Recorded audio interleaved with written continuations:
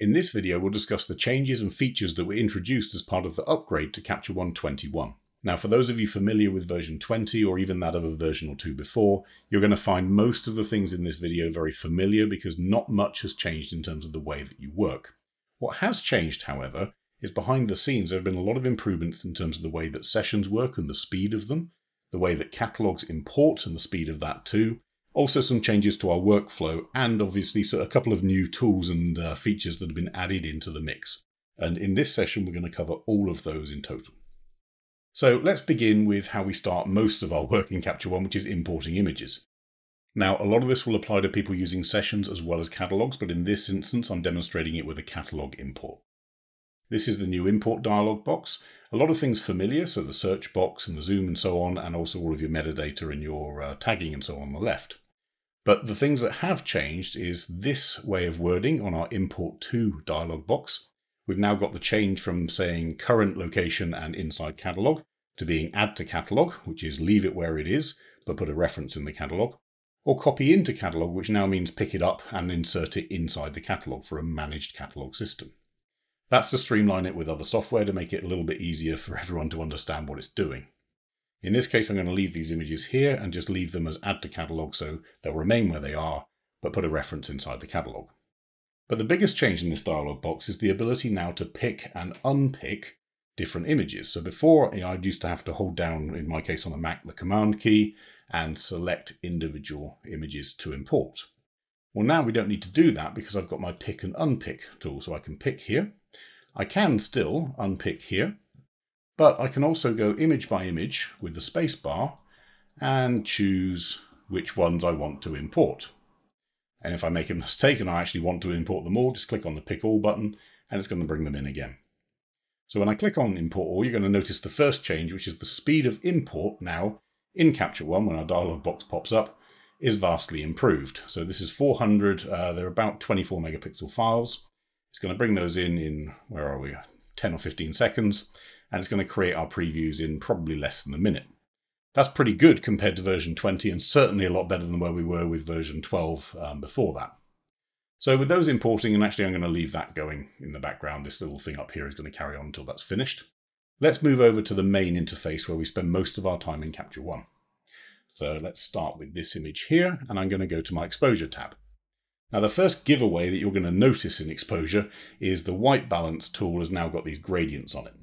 Those tools are going to give you a bit of a hint in terms of Kelvin being from cool to warm and tint being from green to magenta. So it's just a visual clue.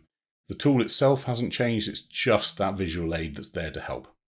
Speaking of help, we've now got new tooltips. So as I hold my mouse over a tool, not only do I now have the ability to learn more online, but I can also watch a quick tutorial or watch a quick video that's going to help me use that tool in situ without having to go out to the web.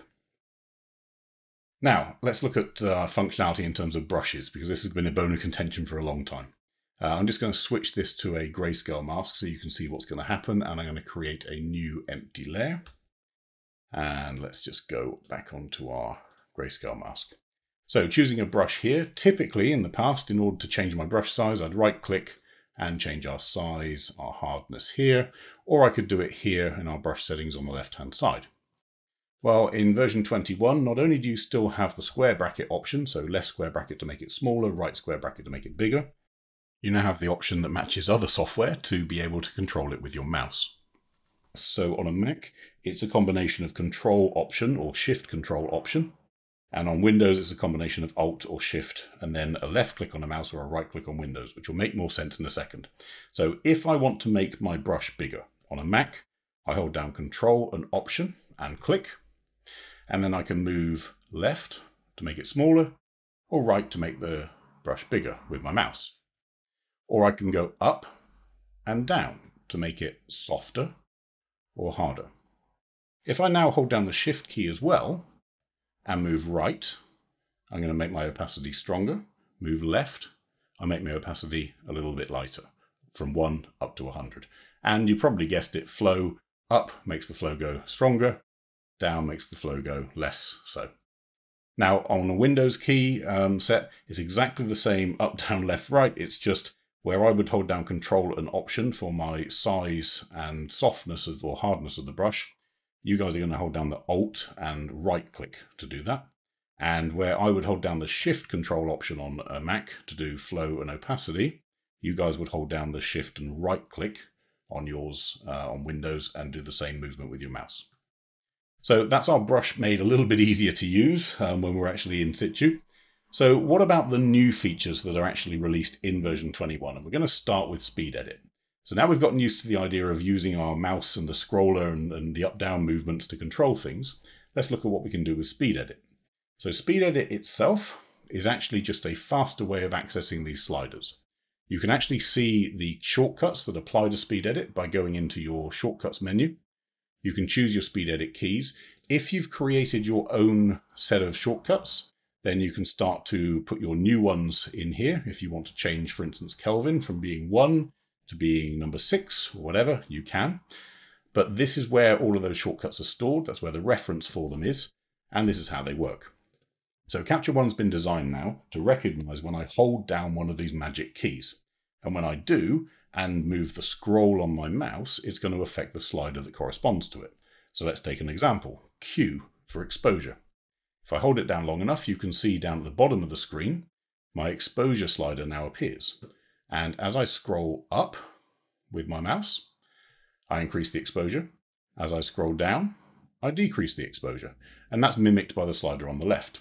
I can also use my cursor keys if I want to, so I can press on the right cursor to make it brighter, or on the left cursor to make it lesser. And the W, so we start on the left-hand side of the keyboard, so Q for exposure, W for contrast, same thing, up, down, the slider affects as a result. Brightness is the next key along, E. Saturation is the next key along, R. So Q, W, E, R. Pretty simple, the top row of the keyboard. Incidentally, the top one is white balance. So number 1 on the keyboard changes our white balance, warmer or cooler. Number 2 changes our tint towards magenta or towards pink. You can probably guess where this goes. So A on the keyboard changes our highlights from increase to recover. S changes our shadows from recover back to increase or to decrease. White is controlled by the D key. F controls the black key. It starts to make a lot of sense. And in fact, not only do you have clarity as a Z, you've actually got the pre-built default to have your levels actually as X, C, and V. So X being your base level for shadows, C being your midpoint, and V being your highlights area. So all of these have been put onto the keyboard as speed edits. Now what that means to the average person using Capture One is, if I get used to those keys, I can start to change some of the settings on my images without necessarily having to keep looking left to right from tool to image. But there's an even bigger or better trick with this. As long as I have Edit Selected enabled, which allows me to edit multiple images at the same time, I can choose more than one image and I can make changes to more than one image. In this case, if I hold down the W key, I can change the contrast at both images at exactly the same time. But a lot of these tools, you think, well, hold on a second, what happens if my white balance is different between two images? Well, this is where they get clever, because our white balance on these two images, if I hold down the number 1 key, which is the default for white balance change, we can see they start off at different points, this one at 4470, this one at 5000. Let's make it even more interesting and start this one off really, really cool. So now with our number 1 held down, as I start to scroll, it is increasing both, but it's increasing them relative to where they started. So it's copying the delta or the difference across, not the absolute value.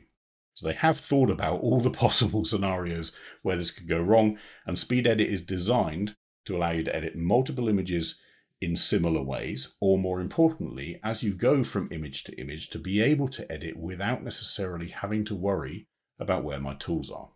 Some people are going to find that really useful, especially if you're doing batch editing for sure. Some people not so much, but what I've found over the couple of weeks that I've been using this with some vigor, I've actually found that I've stopped looking at the tools quite so much because I know I can do it with a keyboard and mouse combination a lot quicker. Okay, so let's have a look at the next tool that's in our little tool bag for version 21, which is Dehaze. Now, as you'll see on this listing here, this is my standard workspace and I don't have a Dehaze tool. If you buy version 21 out of the box, it will come with Dehaze already showing. If you don't, or you've got a custom workspace, you may have to add it. So if you go to Add Tool, you'll find this now exists here as dehaze. Remember, when you add a tool, it typically goes down to the bottom. So we might want to move that up, certainly not into the pinned area, but maybe to here.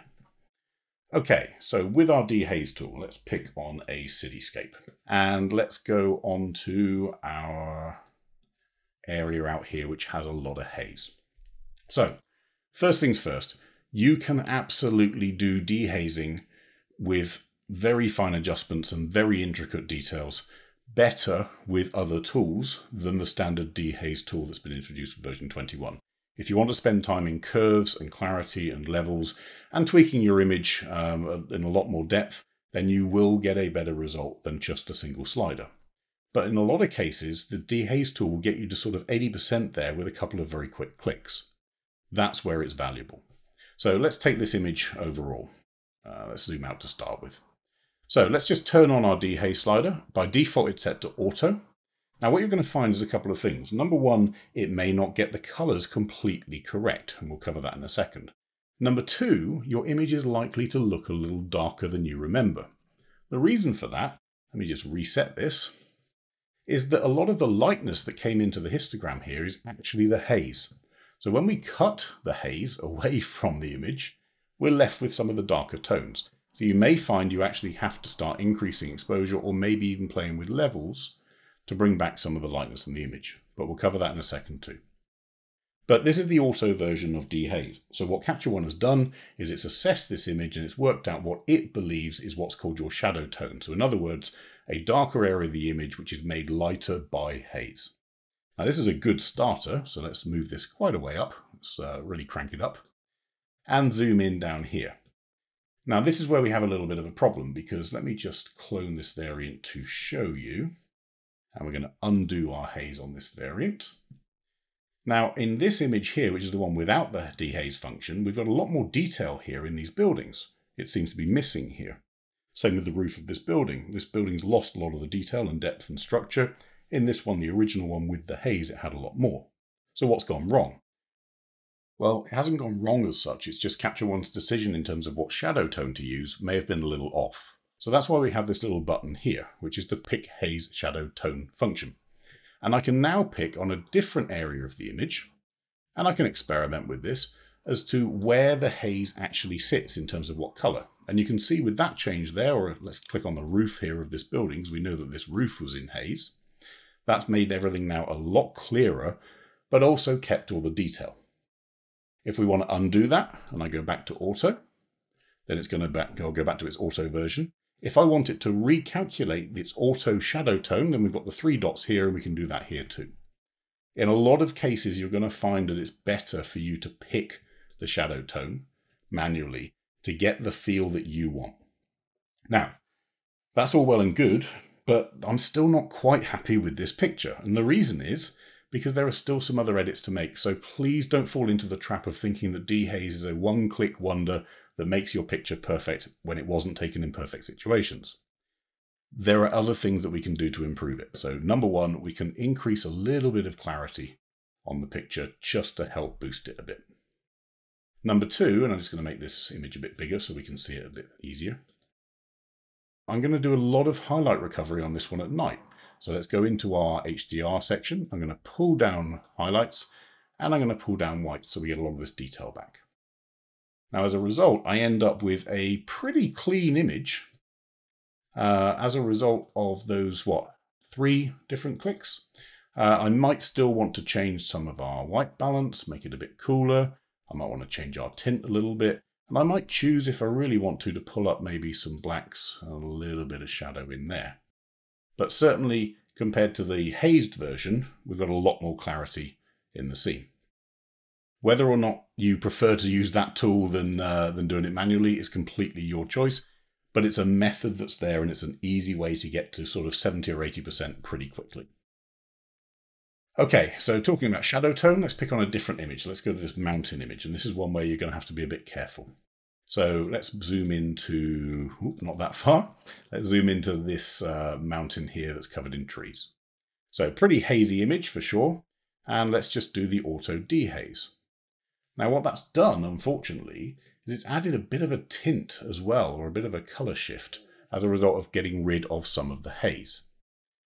That color shift can again be fixed by choosing a shadow tone and clicking it there. That manual shadow tone is really important when it comes to dehaze, and also remember that dehaze is going to show up any dust spots that you had on the image. But again, even with this scene, yes, we've got rid of the haze in a couple of clicks, but I'd also want to use that clarity just to nudge it a little bit clearer still. Okay, so that's the dehaze function. But those of you that have spotted the dehaze slider will have noticed that it starts at 0, which means not only can it go to the right to reduce haze, we can also move it to the left to increase haze. So let's have a go. So here's a shot of a misty morning, so just a standard misty morning in Dorset, and we've got some fog. Now, of course, we can use the dehaze slider at this point on our background layer to reduce the haze. Wonderful. But what if I want to increase the haze? Well, I can do that too, but I can also do it now selectively because haze reduction as well as haze increase can be done on a layer. It doesn't have to be done on the background layer. For reference, if I choose 2 images and use the dehaze function, let's use the quick edit version of dehaze. If I do that, it's going to do it on the background layer for both images. But if I'm working on one image in isolation, let's just undo that dehaze. I'm going to create a new layer and we'll call it rehaze. And with that layer, I'm going to actually draw. Let's go the old school way of choosing a low flow. Let's do a higher opacity. And I'm just going to draw in some extra fog. Turn my mask off and let's rehaze it. Now again, choose the shadow tone. Get the shadow tone right and it's going to do a good job. So there's our new rehaze function. And with that, and I'm adding to the mask each time, I can add more and more as I wish. So I've got the ability with the dehaze function not only to reduce haze by shifting it to the right, but also to increase haze by shifting it to the left. Now, while we're looking at this picture of Corfe Castle, let's just go on to the other feature that was introduced as a result of version 21. Which is the new ICC profiles, the Pro Standard as it's called. So Capture One have profiled a lot of the cameras that are out there. In fact, the vast majority of cameras that are used by Capture One users. It's an ongoing process. They're going to be doing this for a long, long time. But as they release them for your particular camera, I would encourage you to try and use it.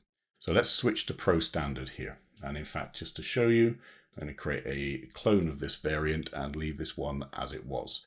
So these 2 images were taken with a Phase 1 IQ4. The one on the left was taken with the standard, or let's call it old, profile. And the one on the right was the one with the new Pro Standard profile loaded in. And let's just zoom in to our sunshine here. You're going to see a big difference in certain cameras between the profile of the old and the profile of Pro Standard. What the Pro Standard profile seems to have done, from my experience, is made colors a little bit richer, but also more realistic. And it's made the tones a little bit softer and the gradients between those tones a little bit nicer to look at. So from my perspective, this is actually a big change in terms of those color profiles, because what I would have spent a lot of time doing previously was almost getting rid of some of the differences that I didn't like in the previous profiles. The new Pro Standard profiles, you might find by loading those onto your existing images, improve them a little bit behind the scenes too. So you're going to find them, for instance, under Canon. Let's pick on a 5D Mark III. We've got a generic and a Pro Standard image. Of course, you can choose the ICC profile from any camera if you choose to.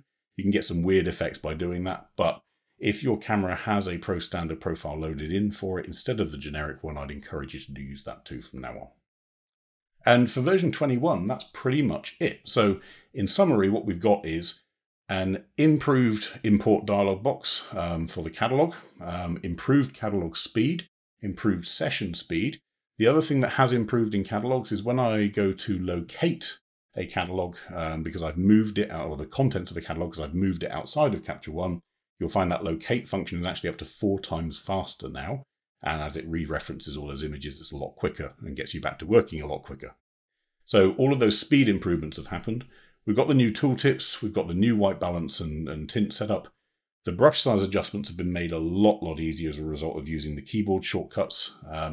We've got speed edit in there, which Although it seems on the surface is most useful to people that work on big batches of images, actually it can be really useful when you're doing detail on just one or two, because it means that we can keep our eyes on the image rather than the menu bar. And then finally, we've got the dehaze/rehaze function, which is a great way of getting to sort of 70 or 80% of an edit. Don't forget you still need to do those little tweaks with the shadow tone tool if it gets it wrong, or you might choose to increase some clarity or play with the HDR tool as well. And on top of all of that, if your camera has got a Pro Standard profile loaded in for it in the ICC area here, I'd encourage you to use it because your images are just going to look better as a result.